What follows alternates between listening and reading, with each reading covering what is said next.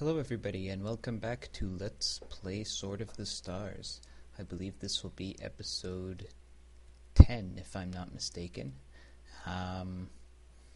So before we begin, this is the first episode I've recorded after Sword of the Stars 2 was launched. So if you, if you were following that and if you bought it, then you probably know already that it hasn't been the most successful launch ever.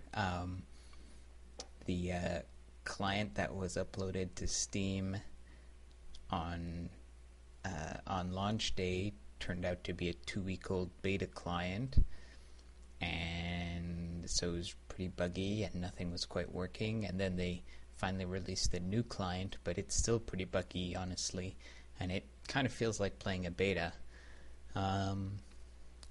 So yeah, I mean, the game is beautiful. I think it's got a lot of great things, but it just plays, the interface is really sluggish, and most importantly, there's just like a lot of information missing, like no tooltips, and there's like a built-in encyclopedia, but it's only got very partial information, so a lot of times you're kind of guessing what to do and what you need to do, which is kind of fun, honestly. And it's my kind of game, right? Very complicated, a lot of stuff to discover, so I'm still really looking forward to it, but I think it's going to need a bit of time until they, well, I was going to say iron out the bugs, but honestly I should say finish the game. It kind of feels like I actually wouldn't have minded if they had released it, kind of like in a Minecraft way, where it's like, give us money now, we're going to release it early, it's kind of not finished, it's a beta, and we'll just add features and, you'll be part of the process. And I don't mind that. I mean, at least, I think the publishers and the developers are very open about how they're not where they want to be. So, I think they are going to sort of go ahead and finish the work that needs to be done, I hope. Anyways, we'll see. But unfortunately, the game is in no state to be Let's Played, that's for sure. I mean, my computer has enough trouble running it as it is, so I wouldn't be able to record it in high definition while I was playing. Plus, it crashes all the time. So this gives me a chance to come back to finish this Let's Play of Sword of the Stars, the original. Okay, so if I remember correctly, we were getting owned by the terrans over here. And unfortunately, I also noticed as I was loading up this game, well, when you load up the game, it kind of gives you like a ranking of all the different players in the game. And, we're towards the bottom. We're 6 out of 8, but that always happens in the beginnings of games versus a hard AI setting, because they have just huge multipliers on like their economy and stuff like that. So that's normal. But of all the AIs, the terrans that have attacked us are the number 1. So that's really bad. Anyways, we'll see how it goes. We'll see if we can survive. So I believe, so we just got infusion, and we were going to try to figure out a way to scramble and survive the terrans. So I see I've built a small army here. Was I building anything else? Maybe. Okay, so this was obviously a panic army, because... Okay, so I was building all over the place. Alright, so I've got a bit of an army if they decide to move on to another system. That's nice.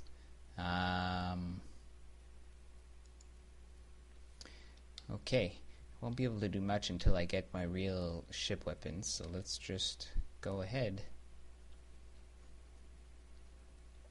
So I believe the plan here was stormers and fire control.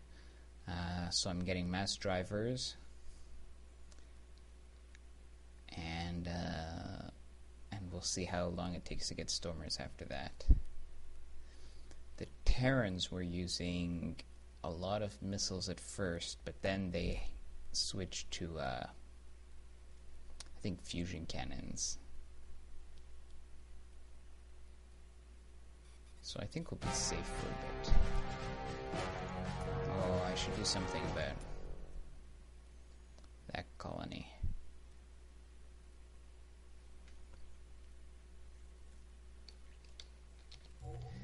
Okay, mass drivers completed.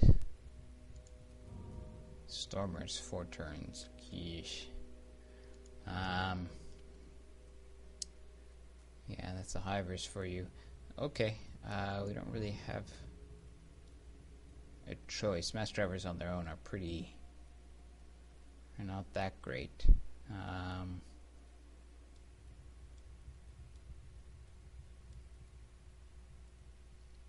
How long is fire control gonna take?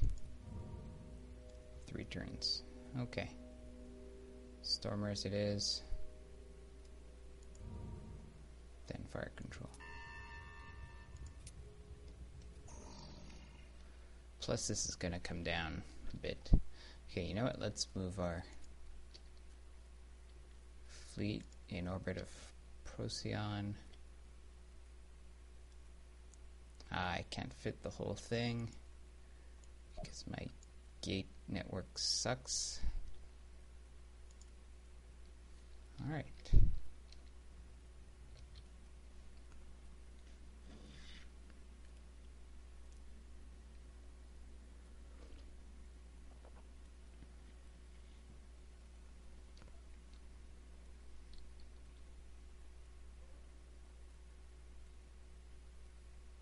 These are the Terrans we're up against, the Legion of Tiberius, whatever.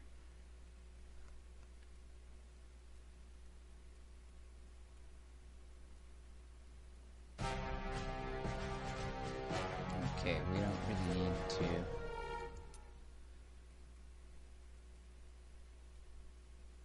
show the details. You know, if I actually showed you this fight, they're just shooting planetary missiles and we're bombing the planets, so we have some point defense, so we're okay. And actually, I can't send him home because, well, maybe I can. No. When a ship is shows 0-0 and it's usually red, it's because its engine section has been destroyed. And since I haven't built any repair ships yet, I can't fix it. But that's okay. It shouldn't be taking part in the next fight anyways. I'm just making sure the humans aren't doing anything else funny around here.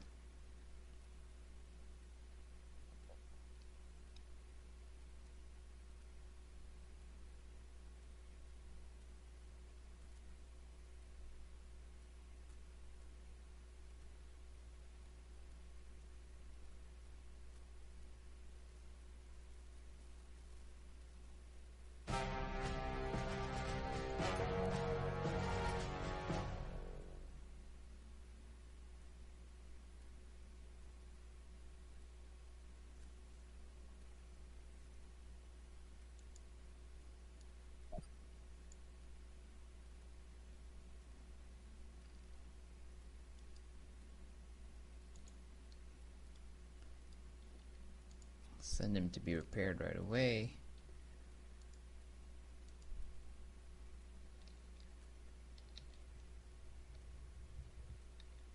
Do I have any special projects? No.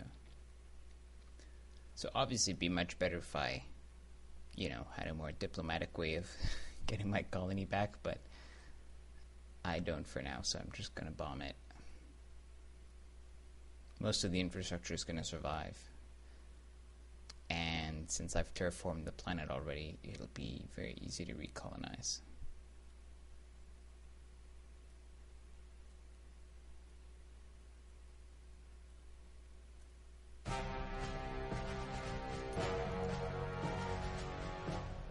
Von Neumann. Okay, I don't think we've had the Von Neumann yet. Won't show it to you yet, but it's a random encounter, but they actually can be defeated. I mean, all of the random encounters can be defeated. Just some of them is like really challenging. These aren't so bad, but there are a lot of different von Neumann levels. So that one is the first one, and what they do is they go to a system, and if there's nothing there, they'll harvest 500 resources. They'll just steal 500 resources. If there is stuff there, like they'll try to kill it until they've gotten the equivalent of 500 resources. So in the early game, they're just kind of a nuisance, and they come and they won't destroy your colony. They'll just reduce the resources of the system. If you're Hiver, one of the annoying things, of course, is that they'll kill the gate that's there. So we're going to rebuild that gate right now.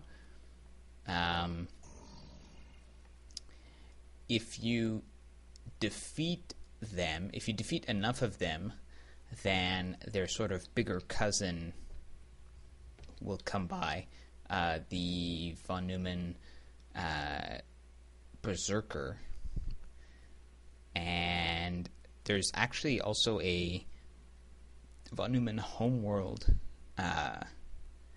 which can appear in the late game. You can find it and then go attack them there. So that's kind of an interesting kind of like a little NPC thing going on.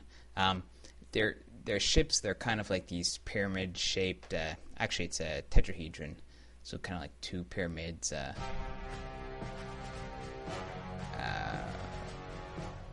One on top of... Actually, no, it's not a... I forget the exact shape that they have. Anyways, and they're kind of very geometric, Euclidean ships, and they have these different kind of drone-like subships that have different properties. Some of them, use energy weapons. Others, I think, some have tractor beams. Anyways, they have just a whole mix of stuff that they throw at you. But they're definitely you can definitely take them on.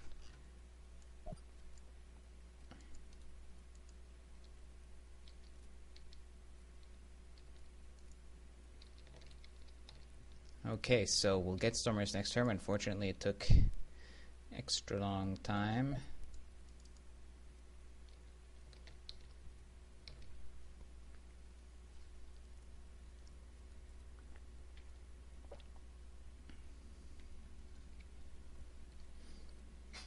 One thing about the Stormers is they're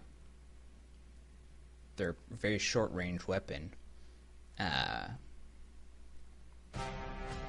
compared to mass drivers, say, especially armor-piercing mass drivers. But that's what we want with the Hiver, with the tough ships that we have. We just want to get right in there and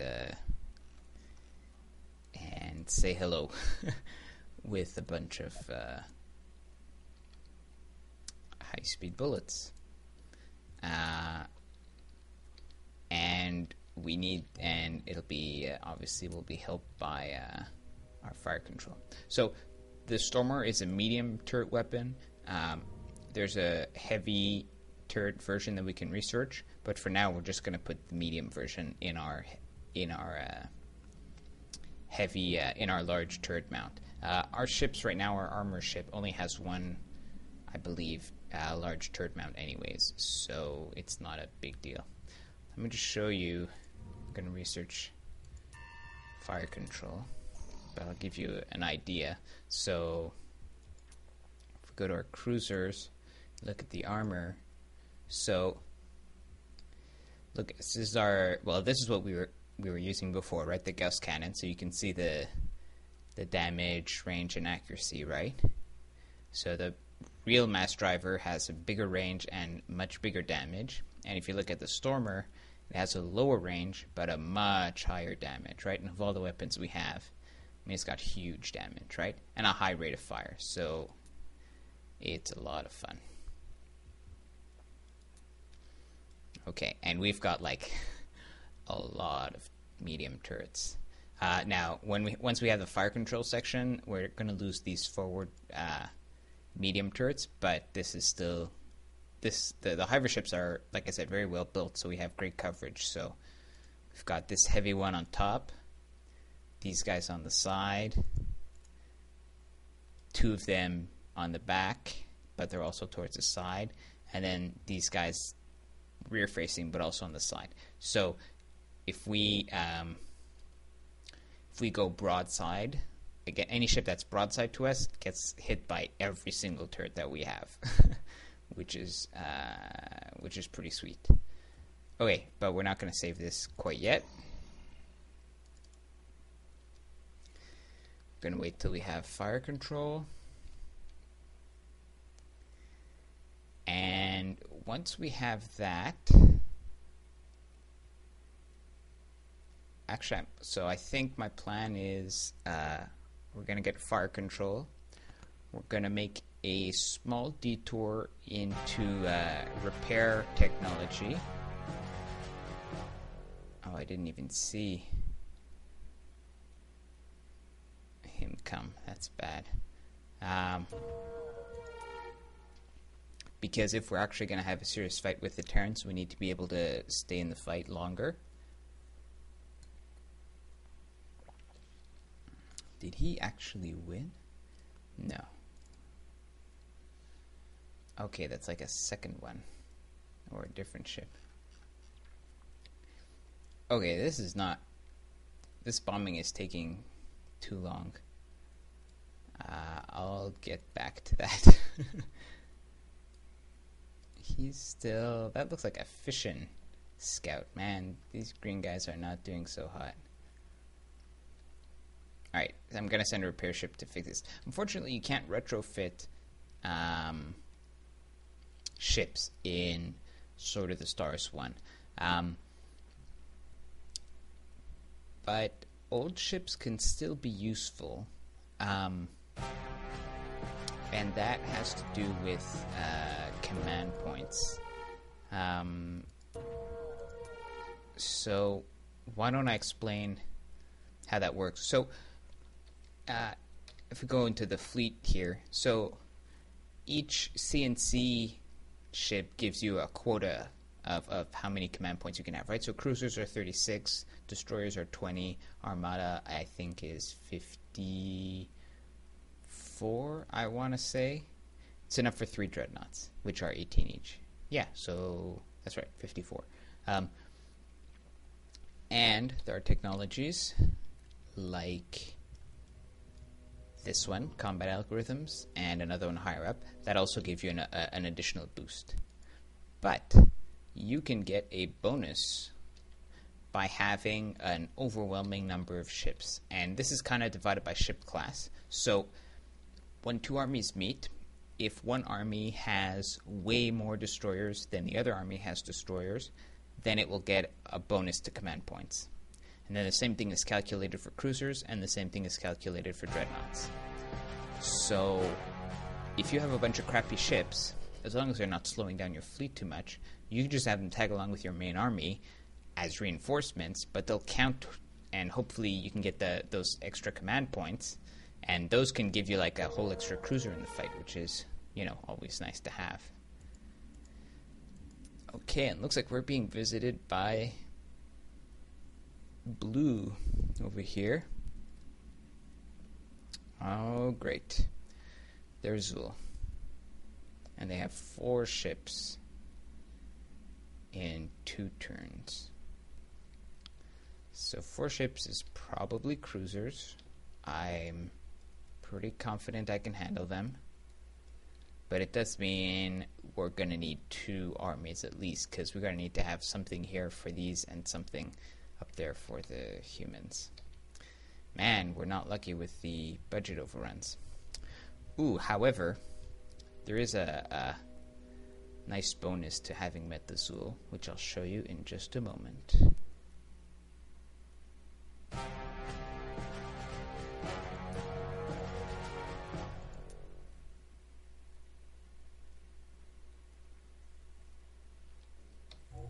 So the Zuul, the technology to talk to the Zuul, which is completely pointless, by the way, because the Zuul just want to kill everybody. You get a new mission section, War, which is like the armor section. In fact, we're going to research it right now. It's like the armor section, but it has more heavy turrets. In the Dreadnought era, what you'll notice also is that it focuses a lot on broadside, so you'll have like heavy combat lasers shooting out the side. So it's really good if your idea is to have a big ship go up close and just get into the thick of things, because dreadnoughts tend to have, I mean, just the way the ship sections are designed, it tends to be a lot of stuff firing forward, and you don't want to like split up your damage, right? It's going to be hard to aim it properly. Anyways, all this stuff is not very pertinent until we get there. Let's design our fire control ship. There we go. So you see we've lost, we used to have 13 medium turrets. Now we have only 11, but it's still a medium turret, so that's actually very nice. So this is going to be our latest ship, and why don't we put the same thing on our strike force, and what about our gate? There we go.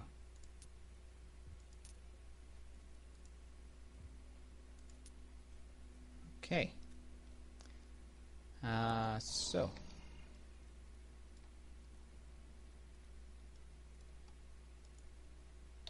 gonna build a few of these.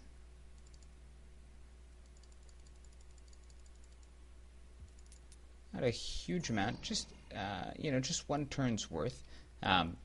This is like the core fleet, and if I see another fleet coming, I can build enough to supplement it, but this will be enough in case of an emergency.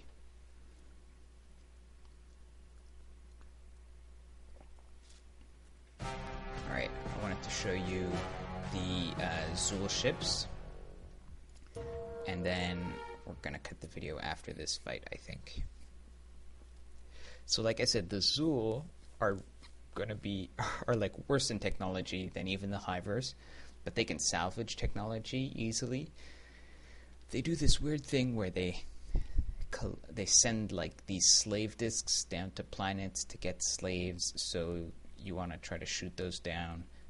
Their ships have a lot of turrets, but they're not particularly hardy.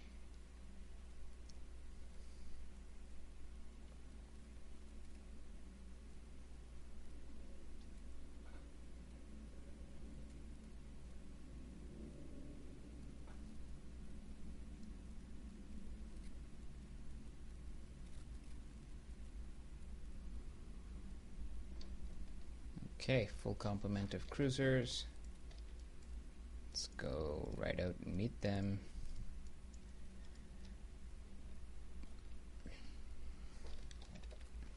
Turn the speed up a bit. Here they are. Okay, so they had a bunch of destroyers and a cruiser. I might not be able to hit them. Well, we'll see. Okay, this is a dangerous ship. This is their ripboard. It's the thing they use to create their node lines. But it can turn around and fire from its rear a special Zuul only weapon that will like completely obliterate ships. It basically like shoves them into node space, which means that unless you're human and happen to be able to deal with node space, then those ships are toast. So basically you don't want to end up behind it.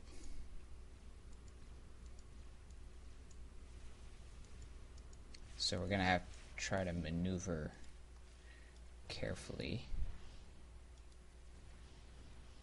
I'm going to send those guys back to deal with the destroyers.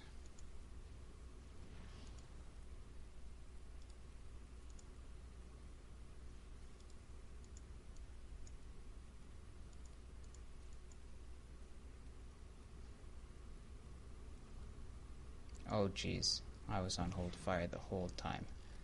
No wonder.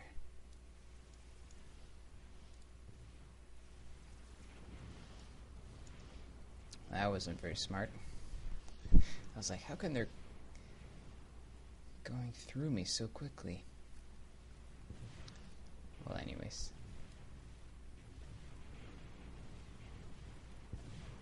Okay. See how he's kind of nosediving? That's because of the momentum, right? So I'm actually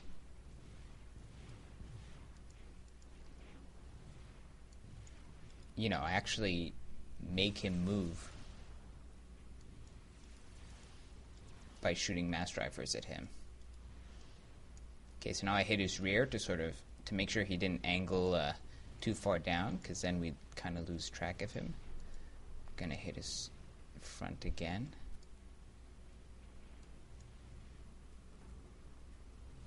How are we doing there? Good. Okay, they're just cleaning up.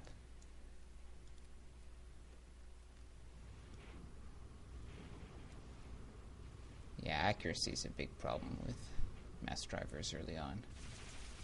And these ships the rippers are pretty tough.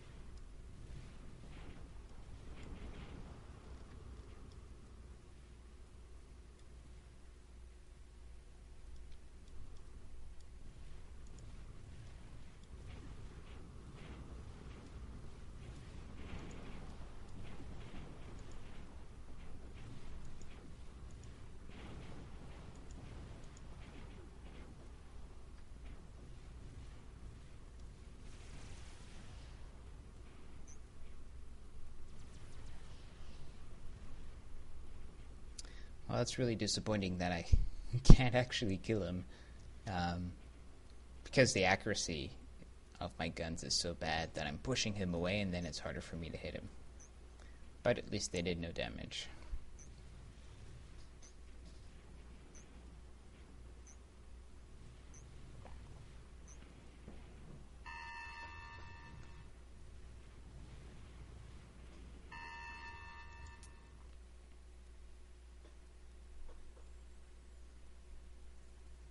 Okay, and we got the Zuul, the translate Zuul. So just before we end this video, I'm going to show you what that ship section looks like. Let's just get started on salvage. Okay, so here's our armor cruiser. 11 medium, 6 light, 6 small, and 1 large. War, we have 4, 11, 2. So that's actually a much better ship. Well, much. It's got 1 large for the price of 2 small. So definitely worth it.